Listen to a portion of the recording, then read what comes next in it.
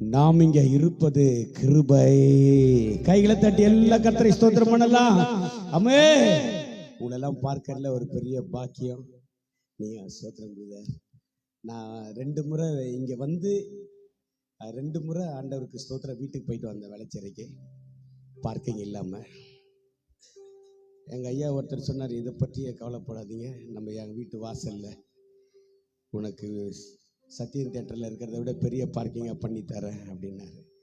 ஆனால் இன்னைக்கு கரெக்டாக 4 வண்டி அங்கே, மற்ற இடத்துல அது ஒன்று இருந்தது.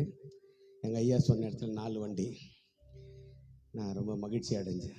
பசங்க உண்மையிலேயே தெளிவாக இருக்கிறாங்க. தேவன் நல்லவர். 10ஆம் மாதத்துக்கு வந்திருக்கிறோம். ஆமென். 10ங்கிற வார்த்தைக்கு பரிசுத்த வேதத்தில் பல ஆயிரக்கணக்கான அர்த்தங்கள் இருந்தாலும் 10ங்கிற வார்த்தை ஆவிக்குரிய ரீதியா என்ன அர்த்தம்னா முழுமை, பெர்ஃபெக்ஷன் அப்படிங்கிறாங்கல்ல, அது சரியா? என்ன சொல்றாங்க ஐயா? என்ன விஜய்? இல்ல சரி, கரெக்டா சொன்னீங்க, சொல்லுங்கய்யா. இல்ல அவர் ஐயா சொல்லுங்கய்யா, பாஸ்டர் ஐயா, அவர் என்னய்யா சொல்.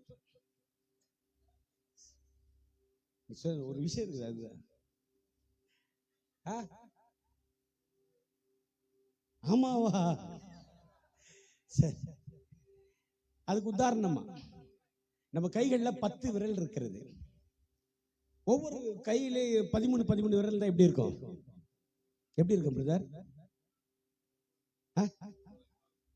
அலங்கோலமா இருக்கும். வெரி குட் ஐயா. அப்புறம் வேற அதுக்கு என்ன அர்த்தம் தெரியுமா? ராட்சதர்னு அர்த்தம். கோலியாத்துக்கு எவ்வளவு விரல் இருக்கு தெரியுமா? எத்தனை பேர் கண்டிப்பா பார்த்திருக்கீங்க, கேள்விப்பட்டிருக்கீங்க? கோலியாத்துக்கு எத்தனை விரல் இருந்ததுன்னு கேள்விப்பட்டிருக்கீங்களா? 24 விரல். ஒரே கையில இல்ல, இதுல 6, அதுல 6, காலில் 6, அடுத்த காலில் 6, 24 விரல். அதனால அவன் என்ன அழைக்கப்பட்டான்?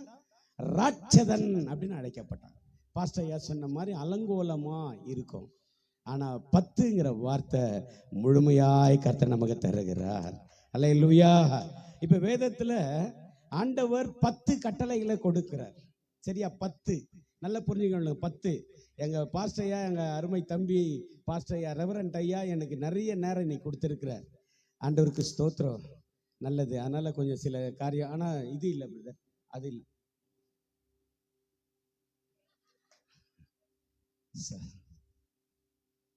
10 கட்டளைகள். ஆனா வேதத்துல எவ்வளவு கட்டளைகள், கற்பனைகள், நியாய விதிகள் இருக்குன்னு 613 கட்டளைகள், நியாய விதிகள், கற்பனைகள் இருக்கிறது. இதுக்கு பேர் தான் தோரா. இதுக்கு பேரு தோரா. யூதர்கள் தன்னுடைய கரத்துல வைத்திருப்பது தோரா. அதுல 613 கணக்குல. புள்ளிங்கெல்லாம் கொஞ்சம் கை தூக்குங்க. கணக்குல எல்லாமே என்ன மாதிரியா? சரி, 613 கூட்டுங்க பார்க்கலாம். 10. அப்ப இந்த 613 நியாய விதிகள், நியாய பிரமாணங்கள், கட்டளைகள், கற்பனைகள் எல்லாம் இந்த 10 கட்டளைக்குள்ள அடங்கிவிடும். அல்லேலூயா. கர்த்தருக்கு ஸ்தோத்திரம். மாதுளை பழம் எத்தனை பேர் பார்த்திருக்கீங்க? மாதுளை பழம். மாதுளைன்னா புரியுதா? என்ன மாதுளைன்னா என்னமா சகோதரிகளே? அதான் தமிழ்ல சொன்னா தெரியாது. பேருந்து நிலையம்னா தெரியாது. பஸ் ஸ்டாண்ட் அது மாதிரி புரியுற மாதிரி சொல்லுன்றார். சரி, வெரி குட். அதுல எத்தனை விதைகள் இருக்கு தெரியுமா? எத்தனை விதைகள் அல்லது எத்தனை மணிகள் இருக்கு தெரியுமா? அதாவது கிங் மாதுளை பழத்தை ராஜ மாதுளை பழம். இது எப்ப இருந்ததுன்னு சொல்றாங்கன்னா, இஸ்ரவேலர்கள் எகிப்திலிருந்து புறப்பட்டு வரும்போது கானான் தேசத்தில் உள்ள கனிகளை கொண்டு வராங்கல்ல ஐயா, அப்ப அதுல எவ்வளவு இருந்ததா? 613 மணிகள் இருந்ததா. அதுல 613. இதனாலதான் ஆண்டவர் என்ன செய்தார்னு, ஆசாரியர்களுடைய உடுப்புல மாதுளப்பழ சின்னம் இருக்கணும்.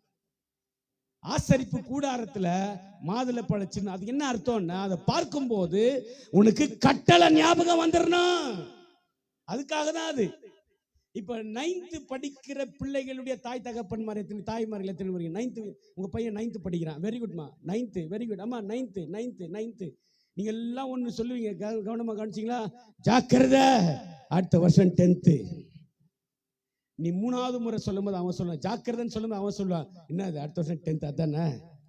அவர் ரெடி பண்ணி நீங்க பார்த்தாலே இந்த கட்டளையில நியாயம், இந்த நியாயப்பிரமாணம் மனதுக்கு வந்துடணும் தான் மாதுளை பழ அடையாளத்தை கர்த்தர் அங்க வைக்கிறார். சரியா? சரி. 10 வெள்ளிக்காசு தெய்வம் சொல்றாருல, இது ஏன் 10 வெள்ளிக்காசை குறித்து ஆண்டவர் சொல்றாருன்னா, அது வருகை சம்பந்தப்பட்ட வார்த்தை. மணவாளன் என்ன செய்வாரு அப்படின்னா, பெண் பார்க்க போகும்போது அந்த மணவாட்டி இடத்துல அல்லது பார்க்கிற பெண் இடத்துல 10 வெள்ளிக்காசு தருவார். அந்த 10 வெள்ளிக்காசை அந்த ஸ்திரீ பத்திரமாக வைத்துக் கொள்ள வேண்டும். வேதம் சொல்லுகிறது, ஒரு வெள்ளிக்காசு தொலைஞ்சிருச்சு, அதனால அவங்க விளக்க கொளுத்தி வீட்டை பெருக்கி அதை கண்டுபிடித்தார். கண்டுபிடிச்சு என்ன பண்ணாங்க பாஸ்டரையா? கொண்டாடினாங்க. யார் கூட கொண்டாடினாங்க? அயலகத்தாரோட. கரெக்டா? சரி. நான் ஒரு சின்ன கேள்வி. ஆண்ட்ரூ ஐயா கூட இருக்கிறாரு, எனக்கு ரொம்ப பிடிச்ச ஒரு தேவ புள்ள. கார்த்திக் சார் இருக்காரு, சோத்ரா. 100 ரூபாய் வீட்டில் காணும். கார்த்திக் கண்டுபிடிச்சிட்டீங்க, என்ன பண்ணுவீங்க? ஆண்ட்ரூ என்ன பண்ணுவாப்புல? 100 ரூபா கண்டுபிடிச்சிட்டீங்க. ஒண்ணு. பிறகு வெளியே சொல்ல மாட்டார். ஆண்ட்ரூனா பரவாயில்ல, கார்த்தில வெளியே சொல்ல மாட்டார். பசங்க உடனே ட்ரீட் கேட்பானுங்க. 100 ரூபாய் தான் கட்சிது, 10,000 ரூபாய் செலவு வைப்பானுங்க. கரெக்டா? இதான். ஆனா அந்த தாய் அயலகத்தாரோட கூட என்னோடு கூட சந்தோஷப்படுங்கள், காணாம போன வெள்ளிக்காசை கண்டுபிடித்தேன் என்று சொல்லி சந்தோஷப்படுறாங்க, கொண்டாடுறாங்க. என்ன காரணம் தெரியுமா? அந்த வெள்ளிக்காசை மணவாளன் கொடுத்துட்டு போயிருவாரு. நம்ம வழக்கத்துல ஒன்று இருக்குல்ல, போய் லெட்டர் போடுறேன் பிரதர், போய் போன் பண்றேன் பிரதர் சொல்லிட்டு போறாங்களே, அது மாதிரி அவர் போயிருவாரு. ஆனா எப்ப வருவேன்னு சொல்ல மாட்டார். இது வருகைக்கு அடையாளமான ஒரு சம்பவம். அவர் சடனா வருவார், திடீர்னு வந்து நிற்பார். அப்ப அந்த வெள்ளிக்காசை அந்த ஸ்திரீ காண்பிக்கணும். ஒன்று குறைந்தால் கூட அந்த திருமணமே நின்றோம். ஏன் தெரியுமா? 10 வெள்ளிக்காசை பாதுகாக்க முடியாத நீ குடும்ப வாழ்க்கைய பாதுகாக்க லாக்கி இல்லைன்னு சொல்லி விட்டு போயிடுவார். கல்யாணம் நின்றோம். இது வந்து யூத பரம்பரையில, யூத முறையில இன்றைக்கும் இருக்கிறதாக பேசப்படுகிறது. கர்த்தருடைய ரத்தத்துக்கு ஸ்தோத்திரம். அப்ப அந்த வெள்ளிக்காசு தேடி கண்டுபிடிச்சிட்டு ஏன் அயலகத்தாரோட கூடி சந்தோஷப்பட்டாங்கன்னா, இவங்க எல்லாம் நிச்சயதார்த்தத்துக்கு வந்தவங்க. இவங்க எல்லாம் சரி, நம்ம லாங்குவேஜ்ல சொல்லவா, இவங்க எல்லாம் கை நினைக்கும் போது வந்தவங்க. வீட்டுல தண்ணி இல்லாம வீட்டுல இங்க வந்து கை கழுவோம் இல்லையா? சரி. இந்த ஆண்டு சொல்ல 10 வெள்ளிக்காசு. அதே மாதிரி சுகப்படுத்துற காரியத்துல சொஸ்தமானவர்கள் 10 பேர் அல்லவா சொல்றாரா? தெய்வம் சொல்றாரா? இதெல்லாமே ஏன் இது இவ்வளவு சீரியஸா சொல்றேன்னு, இந்த மாதம் நான் ஆண்டோட வேலைக்காரனா, இவங்க சகோதரனா, இந்த சபையை கர்த்தருடைய கிருபையினால, கர்த்தருக்கு அடுத்தது, என் எஜமானுக்கு அடுத்தது அதிகமாய் நேசிக்கிறவனாக, உங்களை விட நான் சபையை அதிகமா நீங்க எவ்வளவு அதோட பல மடங்கு நான் நேசிக்கிறேன் என் ஆண்டோட நாமத்துக்கு. ஏன்னா கர்த்தர் இங்க இருக்கிறார். ஆமென், அல்லேலூயா. அப்ப இந்த 10வது மாதத்துல இந்த நாள் இல்லாம சார், இந்த நாள் இல்லாம கர்த்தருடைய ரத்தத்துக்கு 19 நாள் நம்முடைய கரத்துல இருக்கு. நான் ஆண்டவருடைய வேலைக்காரனா, இவங்க சகோதரனா விசுவாசிக்கிறது என்னென்ன, இந்த கேம்ப் பேசிட்டு இருந்தீங்க, கேம்பை பற்றி பேசிட்டு இருந்தீங்க. இந்த கேம்ப் போயிட்டு வரும்போது முழுமையா தான் வருவீர்கள். அல்லேலூயா. அதுக்குதான் ஆயத்தம், அதுக்குதான் ஆயத்தமாக்குறேன். அதே மாதிரி எங்க அருமையான அருண் வந்து அறிவிப்பு சொன்னாரு பாருங்க சார். பதறிட்டேன் சார். யாரா இவன் கரடு முருடா வந்து நிக்கிறான்னு பார்த்தா, தம்பி அவ்வளோ கிளியரா எங்கேயும் வெளியே போறாரு போல. தேர்ஸ்டே வியாழக்கிழமை, ஃப்ரைடே வெள்ளிக்கிழமை. அது எப்படிதான் அது வந்து கொஞ்சம் கட் பண்ணி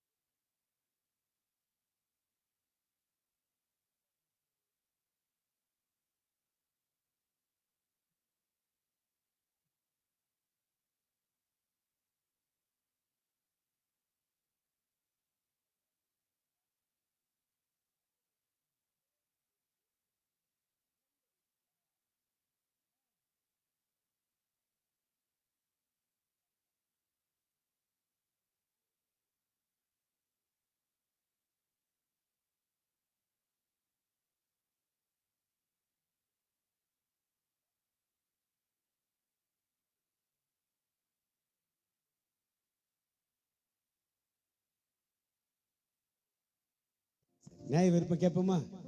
ஒரு பாட்டு சொல்லுங்க, டக்குன்னு ஒரு பாட்டு சொல்லுங்க. Very good. அது நீ பாடுமா? எனக்கு தெரியாது. வேற இயேசுவை போல எங்கயா வா, எடுத்துட்டு வரலையா? சரி பாட்டு பாடுனா ஜீசஸ்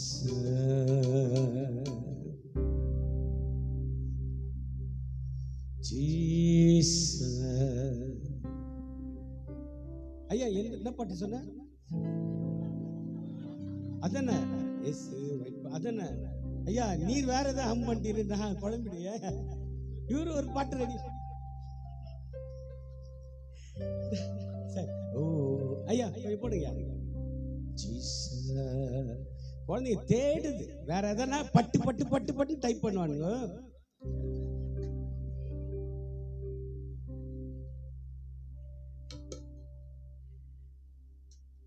மண்ணுக்காக மாணிக்கத்தை விட்டிட மாட்டே. வெறும் மண்ணுக்காக மாணிக்கத்தை விட்டிட மாட்டே.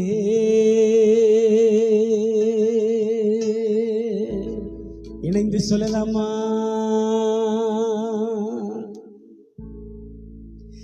இயேசுவை போல் அழகுள்ளோர் யாரும்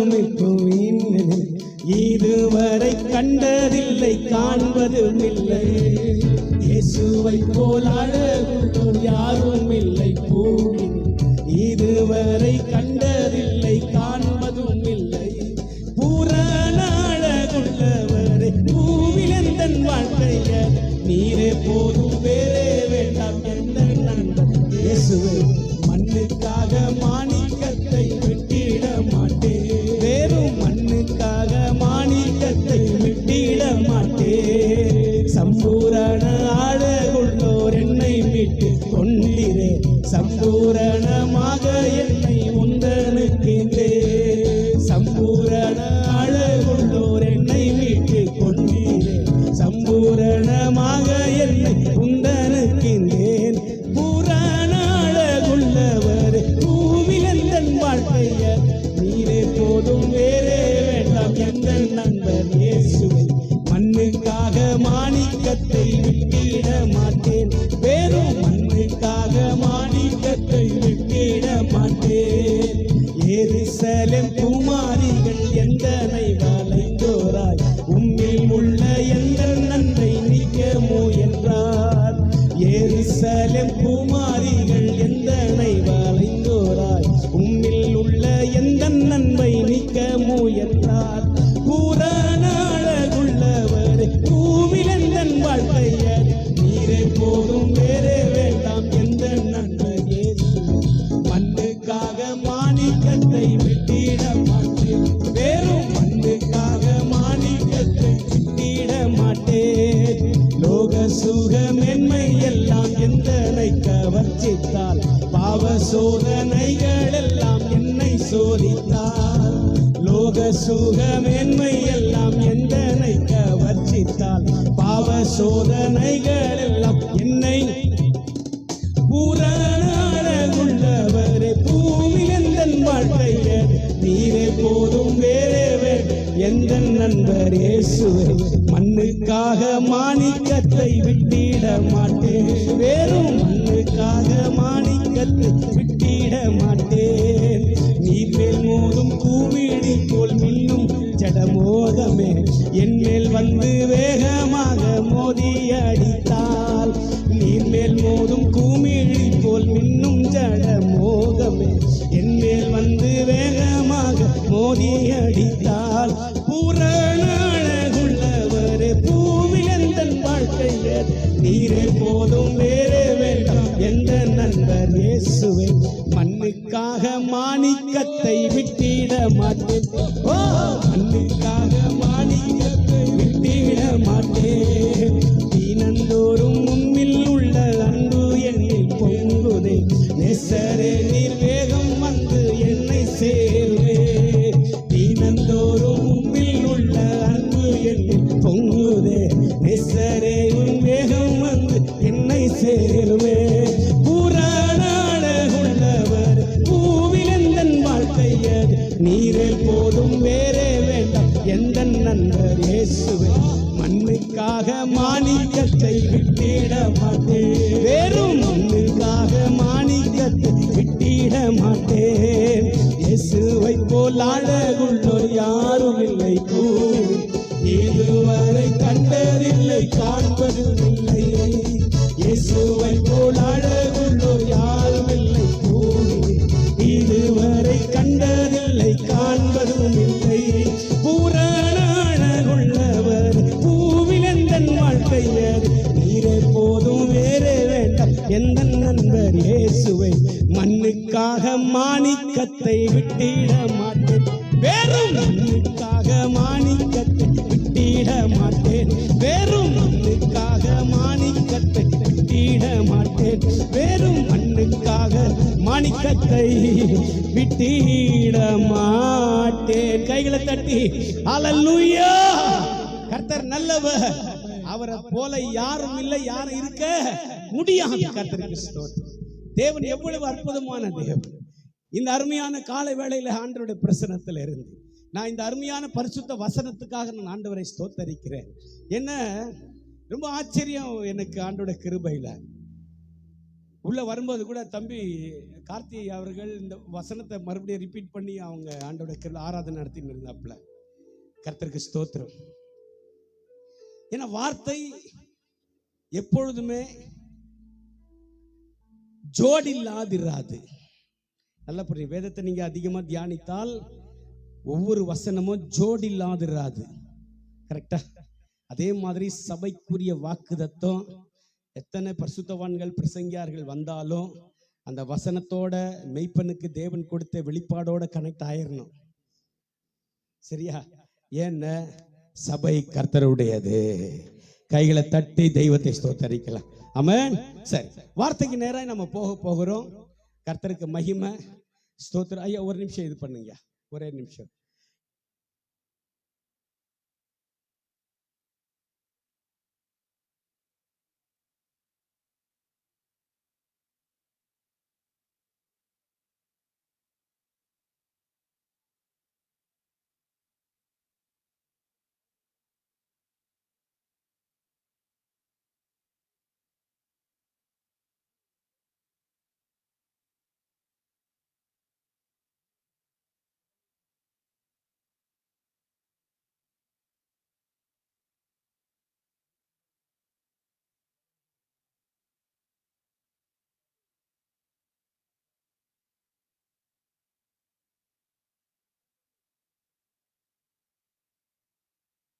வசனம் ஒரு மனிதனை எப்படி தேற்றோன்னு கர்த்தருடைய பிள்ளைகளை மிக அற்புதமான ஒரு வார்த்தையை இங்கே பாடல் கூட தம்பி புது பாட்டுன்னு நினைக்கிறேன், ரொம்ப அருமையாக பாடினாங்க.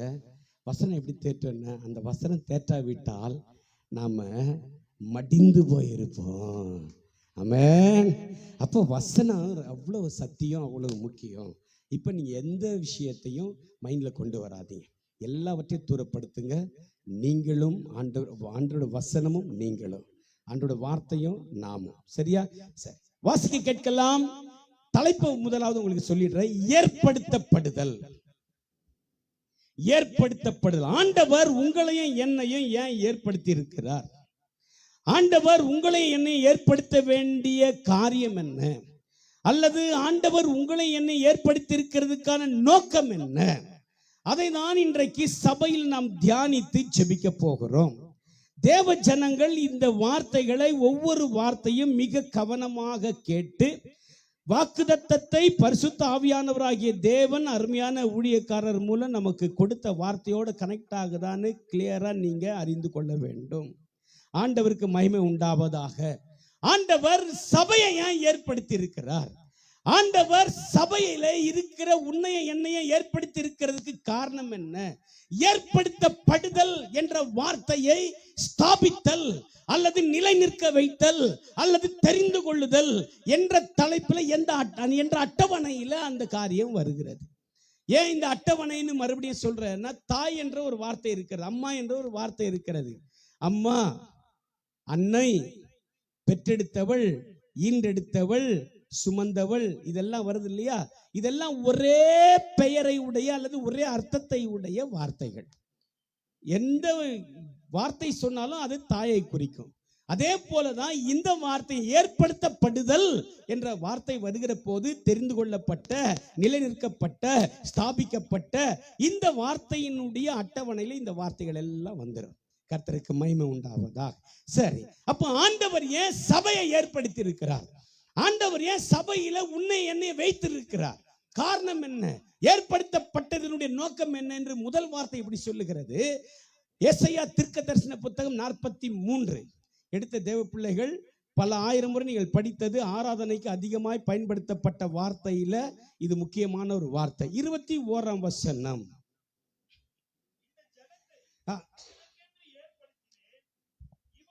துதியை சொல்லி வருவார்கள். தேவ பிள்ளைகளை ஆண்டவர் இந்த வார்த்தையை பேசுகிறார்.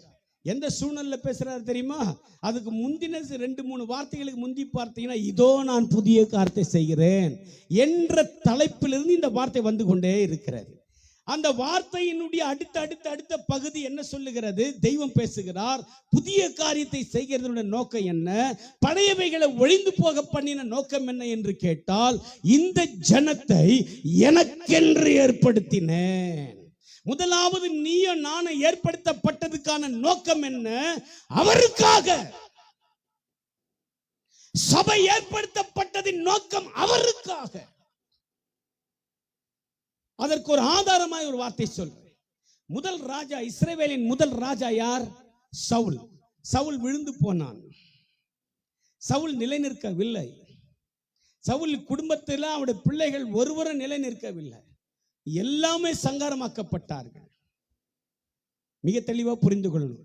ஆனால் தாவீதினுடைய வம்சத்தில் இன்றைக்கு வரைக்கும் ஒரு குறிப்பிட்ட ஒருவர் ராஜாவாக, அதிபதியாக வந்து கொண்டே இருக்கிறார். அதுக்கு என்ன காரணம்?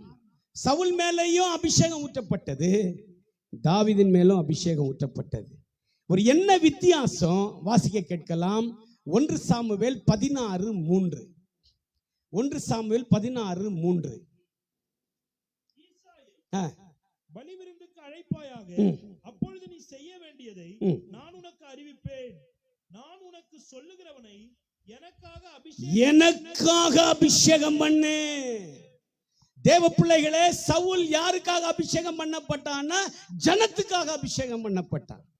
ஆண்டவர் அதனாலதான் ஆண்டவர் சாமுவேல்கிட்ட சொல்லும்போது சொல்றாரு, உன் ஜனம் சொல்றபடியே செய்யின்னு சொல்லிட்டார். ஜனத்துக்காக சவுல் அபிஷேகம் பண்ணப்பட்டான். ஆனால் தாவீது கர்த்தருக்காக அபிஷேகம் பண்ணப்பட்டான்.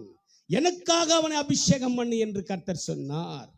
அதனாலதான் பல பலவீனங்கள் அவனுக்குள்ள இருந்திருந்தாலும் கடைசி வரைக்கும் கர்த்தர் அவனை நிலை நிற்க பண்ணினார். அதே போலதான் சபையை கர்த்தர் உன்னை ஏன் ஏற்படுத்தினார்? அவருக்கென்று ஏற்படுத்தினார். சொல்லிவிட்டு ஒரு குறிப்பை கொடுக்கிறார், இவர்கள் என் துதியை சொல்லி வருவார்கள். அதனாலதான் உங்களுக்கு துதி ஆராதனை நடத்தப்படுகிறது. 4 மணி நேரம், 5 மணி நேரம், 6 மணி நேரம் தேவ பிள்ளைகள் உயிரை ஊற்றி கர்த்தர் ஆராதிக்க வைக்க காரணம் என்னென்ன? நீயும் நானும் ஏற்படுத்தப்பட்டவர்கள். அல்லேலூயா. அதனாலதான் அந்த வார்த்தை, ராஜா அங்க வந்துரு 43:21 வந்துருங்க. அதனாலதான் அந்த வார்த்தை தேவன் அழுத்தமா ஒரு வார்த்தை, இந்த ஜனத்தை எனக்கென்று என்று தெய்வம் அந்த வார்த்தை அழுத்துகிறார். தெய்வமே பேசுறார் ஏசாயா தீர்க்கதரிசியின் மூலமா. பேசிட்டு இவர்கள் என் துதியை சொல்லி வருவார்கள்னு நம்பிக்கையோடு கூட சொல்றார். நம்பிக்கையை நம்புறாரு பாருங்க ஆண்டவர். சார், நம்முடைய தாய் தகப்பனே நம்மளை நம்புறது இல்லை சார். ஏன் இவ்வளவு டீப்பா ஏன் போனோம்? நம்மளே நம்ம நம்புறது இல்லையே. இல்ல, ஆனா கர்த்தர் நம்புகிறார். என் பிள்ளைகள் என்ன துதிப்பார்கள். அப்ப முதல் பகுதி என்ன? நீயும் நானும் சபையும் அவருக்கென்று ஏற்படுத்தப்பட்ட சபை, ஸ்தாபிக்கப்பட்ட சபை, அதுவும் துதிக்கும்படி ஆயத்தம் பண்ணப்பட்ட சபை. இது முதல் பகுதி. இரண்டாவது ஏன் கர்த்தர் ஏற்படுத்துறார்? வாசிக்கலாம். 1:8 எரேமியா தீர்க்க தரிசன புத்தகம். எரேமியா 1:8.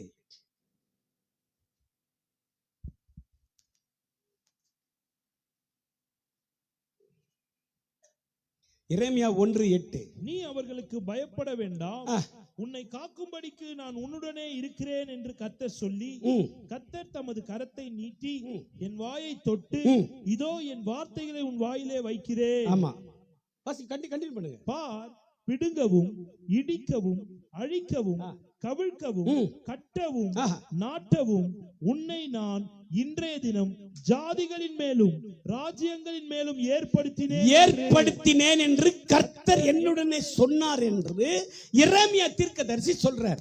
சொல்லும் போது அவர் 8ஆம் வசனம் என்ன சொல்லி சொல்றாரு? 8 போடுங்க தங்க. உன்னை காக்கும்படிக்குன்னு ஒரு வார்த்தையை சொல்றாரா? 9 போடுறஜா. இங்க பாருங்க, தமது கரத்தை நீட்டி என் வாயை தொட்டு வார்த்தையை என் வாயில வைத்துட்டு சொல்றாரு, உன்னை நான் ஏற்படுத்தின எதுக்கு தெரியுமா? கட்டவும் நீதான், இடிக்கவும் நீதான், பிடுங்கவும் நீதான், நாட்டவும் நீதான், சத்துருடைய கோட்டைகளை இடிக்க நீதான். சபையை கட்டவும் கர்த்தர் உன்னதான் அழைக்கிறார். அருவருப்புகளை, தேவையில்லாத நாட்டுகளை, தேவையில்லாத கலைகளை பிடுங்கி எறியவும் நீதான், ஊன்ற கட்டவும் நீதான். ஏன் ஏற்படுத்தினா தெரியுமா? தேவ பிள்ளையே அவருடைய ராஜ்யத்தை கட்டாங்க சொல்லும் போது எரேமியாட்ட இப்படி சொல்ற பார். ஆங்கில மொழிபெயர்ப்புல ஒரு 2-3 லெட்டர் எழுதப்பட்டிருக்கு. சி சி, அதாவது ஆண்டவர் பார், இது பார், இது பார், இங்க பார், உன்னை என்ன லெவல்ல வச்சிருக்கிறேன் பார் என்ற பதத்தில் எழுதப்பட்டிருக்கிற வார்த்தை, என்ற பதத்தில் அந்த வார்த்தை எழுதப்பட்டிருக்கிறது. பார் பார். எது எது இன்னைக்கு உனக்கு விரோதமா இருக்குது, எது எது இன்றைக்கு சபைக்கு விரோதமா இருக்குது, எந்தெந்த செயல் இன்றைக்கு சபையில உன்னையும் சபையும் குழப்பது, எது எது தேவையில்லாத மாம்ச கிரியைகளை போராடுது, எது எது பரியாசம் பண்ணி சபையை மற்றவர்களுக்கு முன்பாக அவமானப்படுத்த நினைக்குது, அத்தனையும் கர்த்தர் உன்னை கொண்டே பிடுங்கி அறிவார். அதற்கு தான் நீ ஏற்படுத்தப்பட்டிருக்கிற. நீ ஏற்படுத்தப்பட்ட தேவ ஜனம். You are not ordinary, sir. You are very special for God's sight. ஆகவே தான் 43:4 ஆண்டவருடைய வார்த்தை சொல்லுகிறது, நீ என் பார்வைக்கு அருமையானபடியினால். ஆங்கில மொழிபெயர்ப்பு சொல்லுகிறது, you are my precious, my sight என்று சொல்றார் ஆண்டவர். என் பார்வையில் அருமை பொக்கிஷங்கிறார். சபையை கர்த்தர் எப்படி பார்க்கிறார் பாருங்க, உன்னை எப்படி கர்த்தர் பார்க்கிறார் பாருங்க. உன்னை நீயே எத்தனை முறை வெறுத்திருக்கிற, உன்னை நீயே எத்தனை முறை நொந்திருக்கிற, ஆனா உன்னை படைத்த கர்த்தர் உன்னை பொக்கிஷமா பார்க்கிறார். அதற்கு தான் உன்னை கர்த்தர் ஏற்படுத்தி வைத்திருக்கிறார். ஆமென். அதனாலதான் நம்ம பிபிஎஸ் பாட்டு, சண்டே கிளாஸ் பாட்டுல கூட ஒரு பாட்டு தம்பிய மகனை வச்சு கூட அந்த பாட்டை ரெக்கார்ட் பண்ணீங்க. விசேஷமானவன் பாட்டு இருக்கா ஐயா? இருக்கா சாலி? இதுல இருக்கா ஐயா? விசேஷமானவன் என் இயேசு ராஜா பார்வையில் விசேஷமானவன். மைக் கொடுங்க பாஸ்டர். எல்லா ராதா ஷனனா. ரொம்ப அற்புதமான பாட்டு. எத்தனை வருஷம் இருக்க சாலிமா ஐயா? இவ்வளவு வருஷத்துக்கு முன்ன பாட்டு ஐயா. அப்படியே சடன் எங்க இங்க மற்றோ இல்லை ஸ்பாட்லயே கர்த்தரோட கிருபையில இருக்கா ஐயா? இல்லையா? விசேஷமானவன் விசேஷமானவன் என் இயேசு ராஜா பார்வையில் விசேஷமானவன், என் இயேசு ராஜா பார்வையில் விசேஷமானவன், விசேஷமானவன், விசேஷமானவன், என் இயேசு ராஜா பார்வையில் விசேஷமானவன், என் இயேசு ராஜா பார்வையில் விசேஷமானவன், மலைகளை பார்க்கிலும் விசேஷமானவன், மலைகளை பார்க்கிலும் விசேஷமானவன், மலைகளை பார்க்கிலும் விசேஷமானவன், மலைகளை பார்க்கிலும் விசேஷமானவன், பறவைகளை பார்க்கிலும் விசேஷமானவன், பறவைகளை பார்க்கிலும் விசேஷமானவன், மலர்களை பார்க்கிலும் விசேஷமானவன், இந்த மலர்களை பார்க்கிலும் விசேஷமானவன், விசேஷமானவன், விசேஷமானவன், விசேஷமானவன், விசேஷமானவன், என் இயேசு ராஜா பார்வையில் விசேஷமானவன், என் இயேசு ராஜா பார்வையில் விசேஷமானவன்.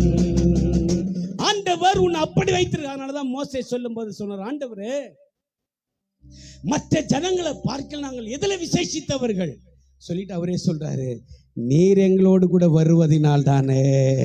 கைகளை தட்டி தெய்வத்தை மயப்படுத்தலாம்.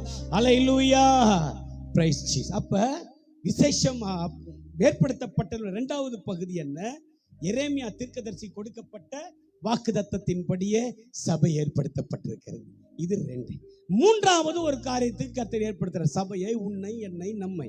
வாசிக்கலாம். மார்க் எழுதின சுவிசேஷம், மார்க் எழுதின சுவிசேஷம் 3:15. மார்க் எழுதின சுவிசேஷம் 3:15.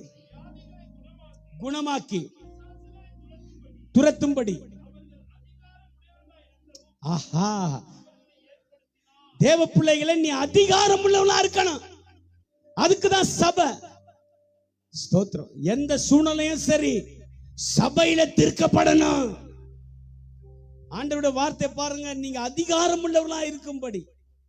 எப்படிப்பட்ட அதிகாரம்? இதோ சர்ப்பங்களையும் தேள்களையும் மிதிக்கவும் சத்துருடைய சகல வல்லமை மேற்கொள்ளவும் உங்களுக்கு அதிகாரம் கொடுக்கிற 10:19 லூக்கால ஆண்டவர் பேசுறார். அப்ப இன்றைக்கு நீங்களும் நானும் எதுல நிற்கணும்? கர்த்தருடைய கிருபையில, கர்த்தருடைய மகத்துவமான வல்லமையில, அதிகாரத்துல ஏற்படுத்தப்பட்டிருக்கிறோம். அத்தாரிட்டி. கர்த்தருக்கு ஸ்தோத்திரம். சபை எது? ஏன் உள்ள வந்தாலே ஹீலிங் நடக்குது? ஏன் உள்ள வந்தாலே கர்த்தருடைய பரிசுத்த நாமத்துல ஒரு விடுதலை உண்டாகுது? ஏன் உள்ள வந்தாலே சிறையிருப்பு மாறுது? அதிகாரம் உள்ள சபை, அதிகாரம் உள்ள தேவ பிள்ளைகள். ஆண்டவர் சொல்றாரு ஏற்படுத்தினார். ஒரு எத்தனை பகுதியா சொல்றாரு? வியாதி, பிசாசு, ரெண்டுத்தையும் சொல்லிட்டு அதிகாரம், அத்தாரிட்டி, அப்பாயிண்டட். சார் நம்ம நீயும் நானும் அப்பாயிண்ட் பண்ணப்பட்டிருக்கோம் சார். அப்பாயின்மெண்ட் ஆர்டர் வாங்கிட்டியா? நீ ரட்சிக்கப்பட்டவர், அன்னைக்கே உன் கையில் அது வந்துருச்சு. ஆனா நீ தான் மறைச்சி வச்சிருக்கிற. ஸ்தோத்திரம். இன்னைக்கு ஆண்டோட பரிசுத்த பிரசன்னத்திலிருந்து உன் சகோதரனா சொல்றேன், இந்த கூடுகைக்காக கர்த்தரை மகிமைப்படுத்தி சொல்றேன், நீ அதிகாரம் உள்ளவர். கர்த்தருக்கு உன்னை கொண்டு கர்த்தர் ராஜ்யங்களா செய்ப்பார். அல்லேலூயா. ஆண்டவருக்கு மகிமை, மகிமை, மகிமை. ஏன் ஏற்படுத்தப்பட்டிருக்கிறது கவனிச்சுப்பார். நீ ஏற்படுத்தப்பட்டதனுடைய நோக்கம் என்ன? சாதாரண நோக்கமா? ஏதோ ஞாயிற்றுக்கிழமை சர்ச்சைக்கு போனோம் பிரதர், ஞாயிற்றுக்கிழமைனா ஆராதிக்கணும். இல்லை இல்லை இல்லை, அது பொதுவானது, அது வேற, அது பொது, common. That's like a common, right? ஸ்தோத்திரம். காமன். நீ எந்த அலுவலகத்துக்கு வேணா போங்க, எப்படிப்பட்ட டிபார்ட்மெண்ட்டுக்கு வேணா போங்க, அந்த அந்த டிபார்ட்மெண்ட்ல ஒரு ஹெட் இருப்பாரு. அவர் சைன் ஆஃப் ஃபைனல். ஐயா கரெக்ட் ஐயா, அவர் சைன் ஆஃப் ஃபைனல். அவர் போட்டார், இவர் போட்டார், யார் போட்டாலும் சரி அவர் போடணும். விசேஷம் அந்த பாஸ்போர்ட் விஷயத்தெல்லாம் ஒரு ஹையர் அஃபிஷியல், ஹையர் அத்தாரிட்டி ஒருத்தர் இருப்பார். ரூபா நோட் இருக்குல்ல, ரூபா நோட்ல யார் கையெழுத்து இருக்குது? ஏன்? Authority, authority sir. அது மாதிரி கர்த்தர் உன் கையில அத்தாரிட்டி கொடுத்துரு, அதிகாரம் கொடுத்துருக்கிறாரு. ஆனா நீயும் நானும் தான் என்ன செய்யறது இல்லை, பயன்படுத்துறது இல்லை. இன்னைக்கு கொஞ்சம் சீரியஸா போகுது. ராஜா சார் முடிக்கிறாப்புல, சரி எதனா நடுவில் எதனா பண்ணுவான்னு பார்த்தா யோசி. அத்தாரிட்டி எனக்கு ரொம்ப பெயினா, வலியா சொல்றேன். என் ஜன என்னுடைய கரத்திலிருந்து பெற்றுக்கொண்டதை நான் என் ஜனத்தின் மேல என் கரத்தினால வைத்ததை பயன்படுத்தலைன்னு ஒரு உணர்வு. சத்தம் இல்லை, உணர்வு. இன்னைக்கு அதுக்கு தான் வார்த்தை உனக்கு. நீ தான் அதிகாரம் பெற்றவன், நீ தான் அதிகாரம் உள்ளவன். கர்த்தருக்கு ஸ்தோத்திரம். அதிகாரம் உள்ளவர்களாய் சொல்லுங்கள் ஆண்டவர் சொன்னார். அதிகாரம் உள்ளவர்களாய் சொல்லுங்கள். அதனாலதான் பேதுருவை பார்த்து ஆண்டவர் கடிந்து கொண்டார். என்ன கடிந்து கொண்டார்? அற்ப விசுவாசியேன்னு சொன்னார். அற்ப விசுவாசின்னா என்ன மணி சார்? அற்ப விசுவாசின்னா என்ன ராஜா? என்ன சொல்றாருமா? என்னப்பா இன்னும் நம்பல? Very good.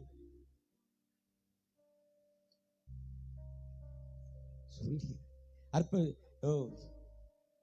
எங்க ஐயா சார்ல்ஸ் ஐயா இங்க இருந்து ஒரு விஷயம் சொன்ன.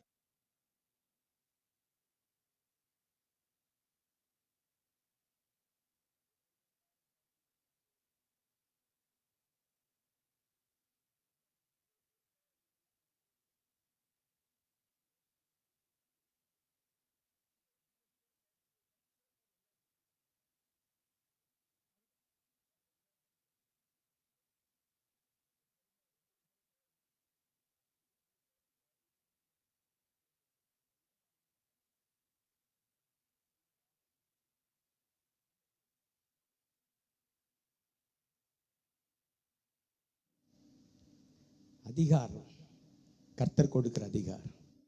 கர்த்தர் உன்னை அதுக்கு தான் ஏற்படுத்துறார். அதுக்கு தான் நீ ஏற்படுத்தப்பட்டிருக்க. உன் அலுவலகத்தில் கர்த்தர் உன்னை என்ன பொசிஷனில் வச்சிருக்கிறாரோ அதே பொசிஷனில் இரு. ஆனால் உள்ள அதிகாரம் செயல்பட்டு கொண்டே இருக்கணும். ஆமென். சார், தானியேல் சிறையிலிருந்து கொண்டு வரப்பட்டான் அல்லது போர்க்கைதி நான் அடைக்கப்பட்டான் சார். அவர் வரார், தானியேல் ஐயா வரார். வரும்போது அந்த ராஜா என்ன சொன்னான்னு தெரியுமா? நீ என் பிதா யூதா தேசத்திலிருந்து சிறை பிடிச்சு கொண்டு வந்த ஆளாச்சே. அவர் ரொம்ப மாறி சொன்னார். சொல்லிட்டு உடனே அந்த ராஜா சொன்னான், ஆனா உன்னிடத்துல விவேகமும் ஞானமும் வெளிச்சமும் இருக்கிறது என்று கேள்விப்பட்ட. அதுதான் அதிகாரம் சார். சிறையிலிருந்து வந்தவன் இல்லாட்டி போர்க்கைதி காலில் விழுவானா, அவனை கேப்சர் பண்ண ராஜா காலில் விழுவானா சார்? சொல்லுங்க சார். யார் பாஸ்டர் யார் விழுவாரு? ராஜா விழுவாரா, கைதி விழுவாரா சார்? அது போர்க்கைதி, தப்பு பண்ணிட்டு வந்தவல்ல, நல்ல மனுஷன், அருமையான தேவட பரிசுத்தவன். என்ன சார், யார் சார் விழுவா பாஸ்டர்? ராஜா அவன் காலில் விழுந்தான். Why? Because sir, authority. Yes. அதுதான் தேவன் விரும்புறாரு. அதுதான் இன்னைக்கு கர்த்தர் சபையில செயல்படணும்னு விரும்புகிறார். கர்த்தருக்கு ஸ்தோத்திரம். நீ அதிகாரம் உள்ள சபை. நீ பயன்படுத்தல, உன் வீட்டுல பயன்படுத்தல, உன் ஜப நேரத்துல பயன்படுத்தல, நீ சபையில பயன்படுத்தல, உன் ஊழியத்துல பயன்படுத்தல, உன் வேலை ஸ்தலத்துல பயன்படுத்தல, உன் பிள்ளைகள் இடத்துல பயன்படுத்தல, உன் தாய் தகப்பனத்துல பயன்படுத்தல. அதனாலதான் நீ அப்படி மந்த நிலையில இருக்கிறாய். ஆனால் இன்றைக்கு கர்த்தர் உன்னை எழுப்புகிறார், உன்னை எழுப்பி நிலை நிற்க வைக்கிறார். நான் உன்னை ஏற்படுத்த. இப்ப புரிஞ்சுச்சிங்களா எப்படி கனி தரணும்னு, ஏன் ஏற்படுத்தினார்னு புரியுதா?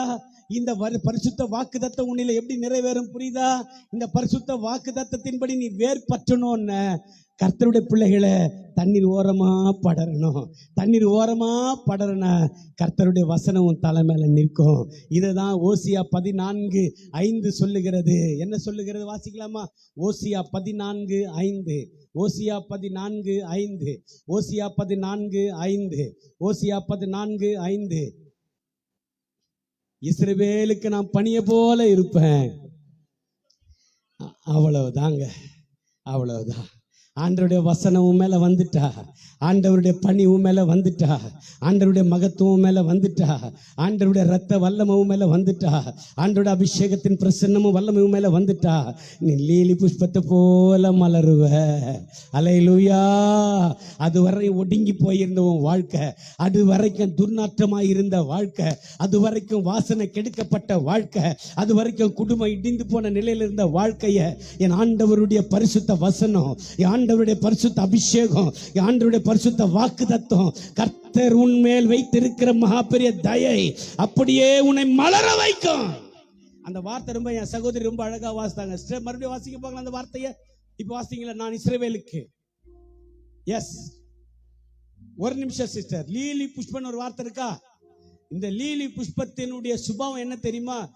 அந்த பூவை குறித்ததான ஒரு வரலாறு என்னன்னா, குறைந்தபட்சம் 100 மீட்டர் தூரம் வரைக்கும் வாசனை இருக்குமா அந்த பூ.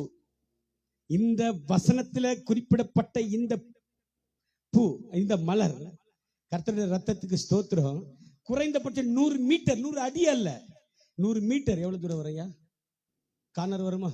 100 மீட்டர் அங்க வரைக்கும் வருமா இந்த பூவின் இந்த வசனத்தின்படி. அடுத்தது பாருங்க, புஷ்பத்தை மேல் மலருவான். அடுத்த வார்த்தை இருக்கு பாருங்க, லீபனோனை போல் வேறு ஊன்றி நிற்பான். நீ வேறு கீழே ஊன்றினா போதும், நீ மேல நிற்ப. கைதட்டி அல்லேலூயா. அந்த வார்த்தை லீபனோன் இருக்குதுல்ல, லீபனோன் வேறுன்னு ஏன் கர்த்தர் பேசுறார் தெரியுமா? சரித்திரம் சொல்லுகிறது. ஆண்டவருக்கு ஸ்தோத்திரம். அந்த இயற்கை சம்பந்தப்பட்ட படிப்பை படிக்கிறவங்க, இயற்பியல இல்லாட்டி இயற்கை சம்பந்தப்பட்ட மரம் செடி கொடிகளை பற்றி, இந்த பாட்னி சம்பந்தப்பட்ட வகுப்புகளை படிக்கிறவங்க என்ன சொல்றாங்க? அந்த இடத்துல என்ன சொல்றாங்கன்னு பாத்தீங்கன்னா, லீபனோன் மரம் தான் இருக்கிற எல்லா மரத்தை விட குறைந்தபட்சம் 1.5 கிலோமீட்டர் உள்ள போகுமா வேர்.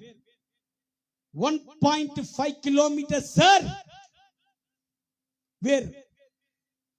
ஏன் கர்த்தர் ஏன் அதை குறிப்பிடுறாரு? காரணம் இல்லாம குறிப்பிடல, காரணத்தோட குறிப்பிடுறாரு. நீ வேரூன்றி நீக்கணும். என்ன வேர் தான் சார் அடித்தளம். எவ்வளவு பெரிய பில்டிங் கட்டுங்க, இங்க சுற்றிலும் பெரிய பெரிய பில்டிங்லாம் கட்டிட்டு இருக்காங்க. அந்த பேஸ்மெண்ட்லாம் பேஸ்மெண்ட்லாம் பார்த்துருப்பீங்க.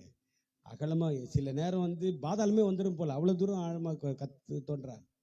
ஏன் மேலே என்ன நிற்கணும்? கட்டடம் நிற்கணும்.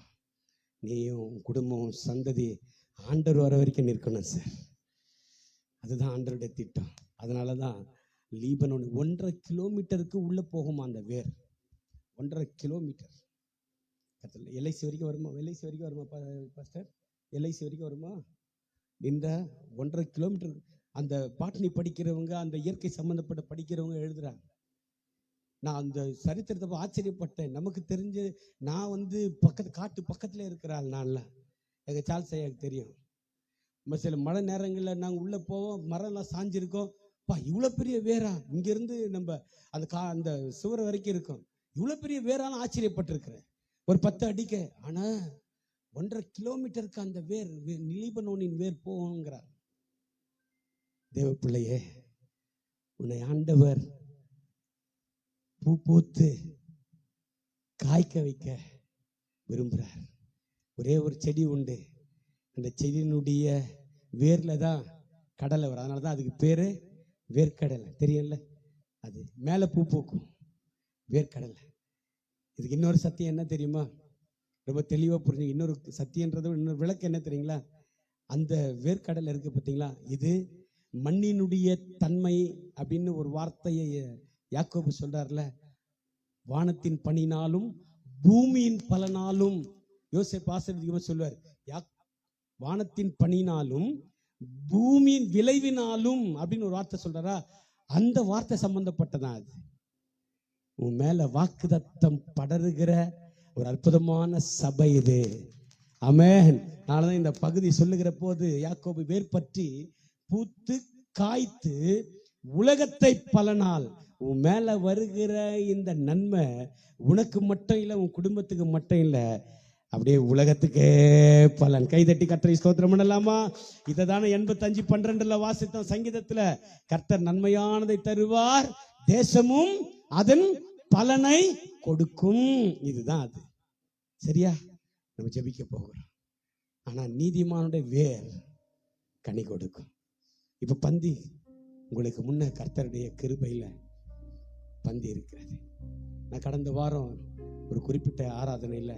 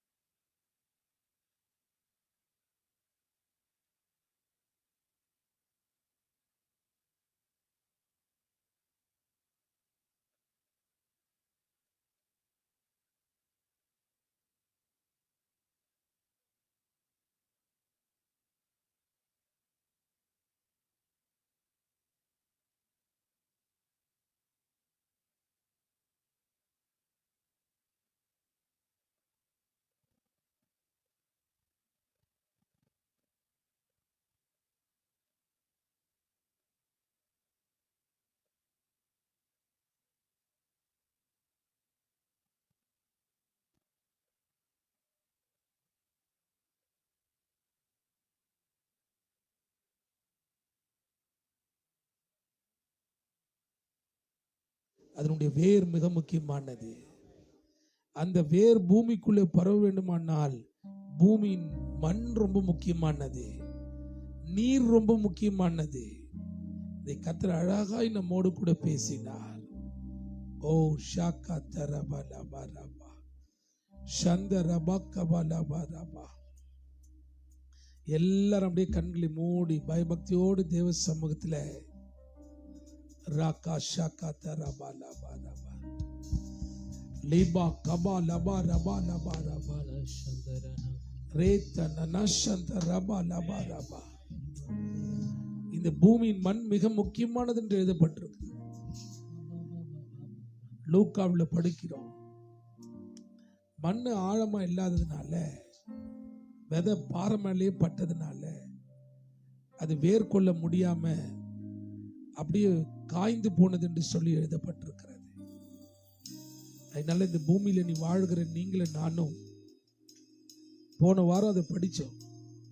நீ பழகிற ஆட்கள் மிக முக்கியமானது. உன்னோடு கூட ஜெபிக்கிற ஆட்கள் மிக முக்கியமான ஆட்கள். ஓ ஷாக்கா தூரா பாலா, ஓ ஹalleluya ஹalleluya. நம்ம எல்லாரும் எழுந்து நிற்க போகிறோம்.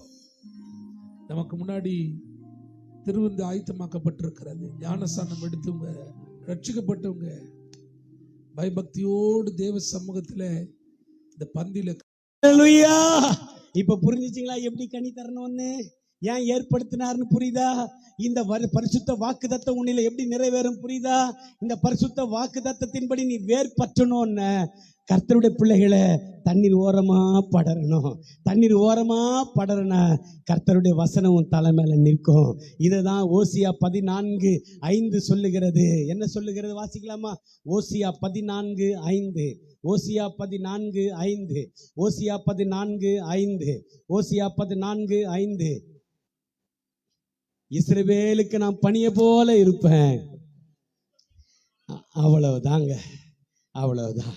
ஆண்டவருடைய வசனம் உன் மேல வந்துட்டா, ஆண்டவருடைய பணி உன் மேல வந்துட்டா, ஆண்டவருடைய மகத்துவம் மேல வந்துட்டா, ஆண்டவருடைய ரத்த வல்லமும் மேல வந்துட்டா, ஆண்டவருடைய அபிஷேகத்தின் பிரசன்னமும் வல்லமும் மேல வந்துட்டா, நீ லீலி புஷ்பத்தை போல மலருவ.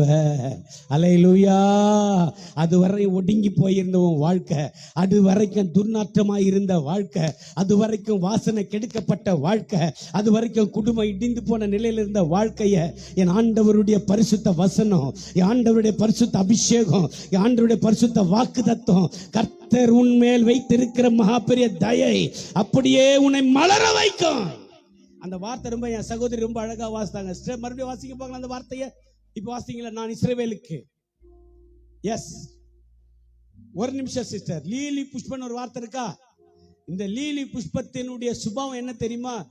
அந்த பூவை குறித்ததான ஒரு வரலாறு என்னன்னா, குறைந்தபட்சம் 100 மீட்டர் தூரம் வரைக்கும் வாசனை இருக்குமா அந்த பூ. இந்த வசனத்துல குறிப்பிடப்பட்ட இந்த பூ, இந்த மலர், கர்த்தருடைய ரத்தத்துக்கு ஸ்தோத்திரம், குறைந்தபட்சம் 100 மீட்டர், 100 அடி அல்ல, 100 மீட்டர். எவ்வளவு தூரம் வரையா? கார்னர் வருமா? 100 மீட்டர் அங்க வரைக்கும் வருமா இந்த பூவின் இந்த வசனத்தின்படி. அடுத்தது பாருங்க, புஷ்பத்தை மேல் மலருவான். அடுத்த வார்த்தை இருக்கு பாருங்க, லீபனோனை போல் வேர் ஊன்றி நிற்பான். நீ வேறு கீழே ஊன்றினா போதும், நீ மேல நிற்ப. கைதட்டி அல்லேலூயா. அந்த வார்த்தை லீபனோன் இருக்குதுல்ல, லீபனோன் வேறுன்னு ஏன் கர்த்தர் பேசுறார் தெரியுமா? சரித்திரம் சொல்லுகிறது. ஆண்டவருக்கு ஸ்தோத்திரம். அந்த இயற்கை சம்பந்தப்பட்ட படிப்பை படிக்கிறவங்க, இயற்பியல இல்லாட்டி இயற்கை சம்பந்தப்பட்ட மரம் செடி கொடிகளை பற்றி, இந்த பாட்னி சம்பந்தப்பட்ட வகுப்புகளை படிக்கிறவங்க என்ன சொல்றாங்க? அந்த இடத்துல என்ன சொல்றாங்கன்னு பாத்தீங்கன்னா, லீபனோன் மரம் தான் இருக்கிற எல்லா மரத்தை விட குறைந்தபட்சம் 1.5 கிலோமீட்டர் உள்ள போகுமா வேர். 1.5 கிலோமீட்டர் சார் வேர். ஏன் கர்த்தர் ஏன் அதை குறிப்பிடுறாரு? காரணம் இல்லாம குறிப்பிடல, காரணத்தோட குறிப்பிடுறாரு. நீ வேரூன்றி நீக்கணும். என்ன வேர் தான் சார் அடித்தளம். எவ்வளவு பெரிய பில்டிங் கட்டுங்க, இங்க சுற்றில பெரிய பெரிய பில்டிங்லாம் கட்டிட்டு இருக்காங்க.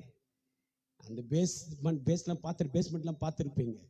அகலமா சில நேரம் வந்து பாதாளமே வந்துடும் போல, அவ்வளவு தூரம் ஆழமா தோன்றாங்க. ஏன் மேல என்ன நிக்கணும்? கட்டடம் நிற்கணும். நீயும் குடும்பம் சந்ததி ஆண்டவர் வர வரைக்கும் நிற்கணும் சார். அதுதான் ஆண்டவருடைய திட்டம். அதனாலதான் லீபனோன் 1.5 கிலோமீட்டருக்கு உள்ள போகுமா அந்த வேர். 1.5 கிலோமீட்டர். எல்ஐசி வரைக்கும் வருமா? எல்ஐசி வரைக்கும் வருமா பாஸ்டர்? எல்ஐசி வரைக்கும் வருமா? இந்த 1.5 கிலோமீட்டர். அந்த பாட்னி படிக்கிறவங்க, அந்த இயற்கை சம்பந்தப்பட்ட படிக்கிறவங்க எழுதுறாங்க. நான் அந்த சரித்திரத்தை ஆச்சரியப்பட்டேன். நமக்கு தெரிஞ்சு நான் வந்து காட்டு பக்கத்துல இருக்கிறாள். நான்லாம் எங்க சார்ல்ஸ் ஐயாவுக்கு தெரியும். சில மழை நேரங்களில் நாங்கள் உள்ள போவோம், மரம்லாம் சாஞ்சிருக்கோம், இவ்வளவு பெரிய வேரா, இங்க இருந்து நம்ம அந்த சுவர் வரைக்கும் இருக்கும், இவ்வளவு பெரிய வேறான்னு ஆச்சரியப்பட்டிருக்கிறேன். ஒரு 10 அடிக்க, ஆனா 1.5 கிலோமீட்டருக்கு அந்த வேர் லீபனோனின் வேர் போங்கிறார். தேவ பிள்ளையே, உன்னை ஆண்டவர் பூ பூத்து காய்க்க வைக்க விரும்புறார். ஒரே ஒரு செடி உண்டு, அந்த செடியினுடைய வேர்ல தான் கடலை வரும். அதனாலதான் அதுக்கு பேரு வேர்க்கடலை. தெரியல, அது மேல பூ பூக்கும், வேர்க்கடலை. இதுக்கு இன்னொரு சத்தியம் என்ன தெரியுமா? ரொம்ப தெளிவா புரிஞ்சு. இன்னொரு சத்தியன்றது இன்னொரு விளக்கு என்ன தெரியுங்களா? அந்த வேர்க்கடலை இருக்கு பார்த்தீங்களா, இது மண்ணினுடைய தன்மை அப்படின்னு ஒரு வார்த்தையை யாக்கோபு சொல்றாருல. வானத்தின் பனினாலும் பூமியின் பலனாலும், யோசேப்பு ஆசீர்வதிக்கும்போது சொல்லுவார், வானத்தின் பனினாலும் பூமியின் விளைவினாலும் அப்படின்னு ஒரு வார்த்தை சொல்றாரா, அந்த வார்த்தை சம்பந்தப்பட்டதான் அது. உன் மேல வாக்குதத்தம் படருகிற ஒரு அற்புதமான சபை இது.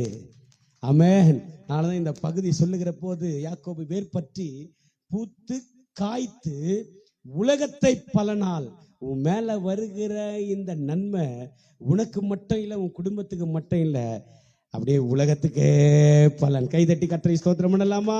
இதை தானே 85:12 வாசித்தோம் சங்கீதத்துல. கர்த்தர் நன்மையானதை தருவார், தேசமும் அதன் பலனை கொடுக்கும். இதுதான் அது. சரியா? நம்ம ஜெபிக்க போகிறோம். ஆனா நீதிமானுடைய வேர் கனி கொடுக்கும். இப்ப பந்தி உங்களுக்கு முன்ன கர்த்தருடைய கிருபையில பந்தி இருக்கிறது. நான் கடந்த வாரம் ஒரு குறிப்பிட்ட ஆராதனையில